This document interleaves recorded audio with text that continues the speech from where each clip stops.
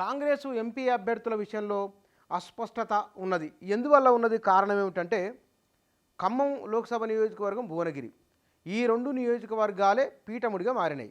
ఇక్కడ గమనించాల్సిన ఒక విషయము, కోమటిరెడ్డి రాజగోపాల్ రెడ్డి ఆ భువనగిరి లోక్సభ నియోజకవర్గాన్ని బీసీలకు ఇవ్వాలని వారు ప్రతిపాదించడం.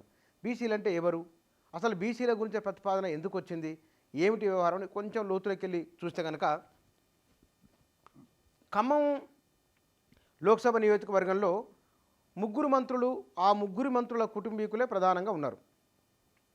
అందులో పొంగులేటి శ్రీనివాసరెడ్డి సోదరులు, బట్టి విక్రమార్క సతీమణి, వారిద్దరు చాలా ప్రధానంగా పోటీలో ఉన్నారు. వారిద్దరిలో ఎవరికి ఆ టికెట్ కేటాయిస్తారనేది ఒక అంశం. అందులో ఎవరికి ఇవ్వాలనే దాంట్లో పీఠముడు ఉంది, ఎటు తేల్చుకోలేక వాయిదా పడుతూ ఉన్నది. ఇక భువనగిరి లోక్సభ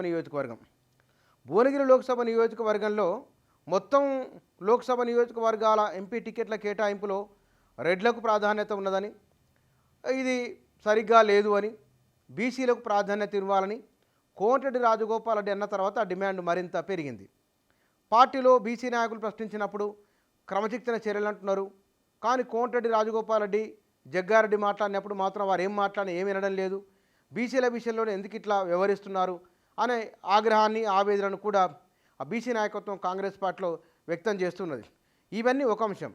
రెండోది, ఈ బీసీలు టికెట్లు అడుగుతున్నవారు వి హనుమంతరావు ఖమ్మం నియోజకవర్గాన్ని అడిగితే కాంగ్రెస్ నుంచి అదే పార్టీలో భువనగిరి నియోజకవర్గాన్ని చల్లా తేజ ఉన్నారు, కైలాష్ నేత ఉన్నారు, మరికొంతమంది బీసీ నాయకులు ఆ నియోజకవర్గాన్ని అడుగుతున్నారు. అంటే కాంగ్రెస్ పార్టీ కష్టకాలంలో ఉన్నప్పుడు తాము పార్టీ వెన్నంటి ఉన్నామని, తమకు టికెట్ ఇవ్వాలని వారు చేస్తున్న డిమాండ్. అయితే గెలిపే ప్రధాన లక్ష్యంగా వెళ్ళిపోతున్నారు. కాబట్టి ఈ గెలుపు అనేదానికి ఉదాహరణ, బీఆర్ఎస్ 3 ఎస్సీ లోక్సభ నియోజకవర్గాలలో 2 మాదిగ సామాజిక వర్గానికి ఇస్తే 1 మాల సామాజిక వర్గానికి ఇచ్చింది. కాంగ్రెసు 2 మాల సామాజిక వర్గానికి ఇస్తే ఇంకొకటి తేలాల్సి ఉన్నది. ఇక్కడ గెలవడమే ప్రధానంగా. 4 రూపాయలు ఎవరు ఖర్చు పెట్టుకోగలరు? పార్టీని ఎవరు గెలిపించగలరు? ఎందుకంటే రేవంత్ రెడ్డి ఎన్నికలను తన 100 రోజుల పాలనకు ఒక రెఫరెండం అని చెప్పారు.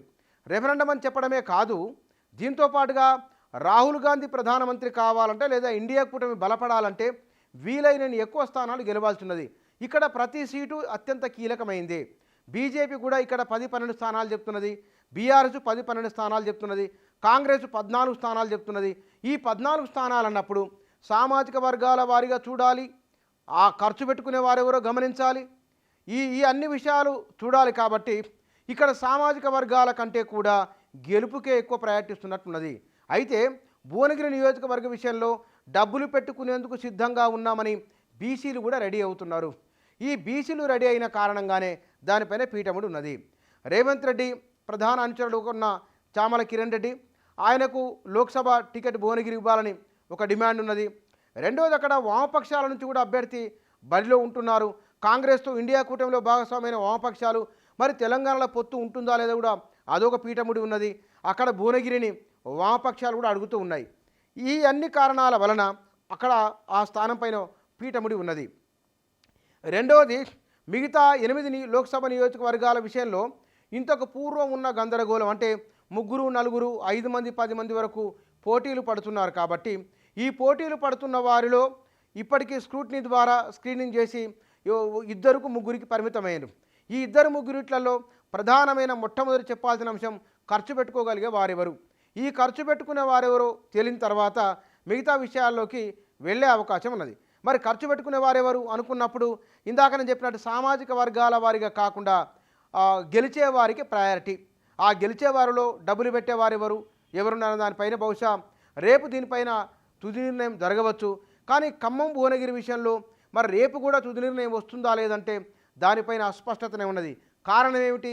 అక్కడ నుంచి బీసీలు ఎక్కువ మంది పోటీ పడుతుండడము, అందులో బీసీల సంఖ్య కూడా ఎక్కువ ఉండడము, ఖమ్మం నుంచి 3 పోటీలో ఉండడము, ఇత్యాది కారణాల వలన అది వాయిదా పడుతూ ఉన్నది. బహుశా కోమటిరెడ్డి రాజగోపాల్ రెడ్డి చెప్పడం వెనుక మంత్రి పదవి తాను అడుగుతున్నారు కాబట్టి లోక్సభ ఎంపీ టికెట్ తన కుటుంబీకులు ఎవరికోరు అడగాలని ముందు అనుకున్నప్పటికీ దాని నుంచి తాను విడ్రా అవుతున్నట్లు, అసలు ఆ డిమాండే తన వద్ద లేనే లేదని చెప్తూ తనకు వేరే అని మంత్రి పదవి అన్యాపదేశంగా వారు చెప్పిన మాట చెప్తూనే భువనగిరి లోక్సభ టికెట్ బీసీలకు ఇవ్వాలన్న సూచన కూడా చేయడం. ఆ బీసీలు అంటే బహుశా ఢిల్లీ అధిష్టానానికి దగ్గరగా ఉన్నవారు, కర్ణాటకలో రాజకీయ కాంగ్రెస్లో బలమైన నాయకులు అట్లా ఉన్నవారు ఒకరిద్దరు తెలంగాణ నుంచి ఉన్నారు. ఆ తెలంగాణ మున్నూరు కాపు సామాజిక వర్గానికి సంబంధించిన వారే చాలా బలంగా భువనగిరి టికెట్ను ఆశిస్తున్నారు. కాబట్టి వారికే కోమటిరెడ్డి రాజగోపాల్ రెడ్డి ప్రధానంగా మద్దతునిచ్చారా, ఆయన మద్దతు నల్గొండ జిల్లా నుంచి కోమటిరెడ్డి బ్రదర్స్ మద్దతు ఉంటే కనుక సులభంగానే వారికి టికెట్ దక్కే అవకాశం ఉంటుంది. కానీ ఇక్కడ రేసులో రేవంత్ రెడ్డి ప్రధాన అనుచరుడు కూడా ఉన్నారు కాబట్టి ఆ విషయం పైన పీఠముడి ఉన్నది. ఏతావాత తేలుతున్న విషయం ఏమిటంటే ఖమ్మము, భువనగిరి ఈ 2 లోక్సభ నియోజకవర్గాల్లో స్పష్టత వస్తే కనుక ఒకే రోజు 8 లోక్సభ నియోజకవర్గాల అభ్యర్థులను ప్రకటించే అవకాశం ఉన్నది.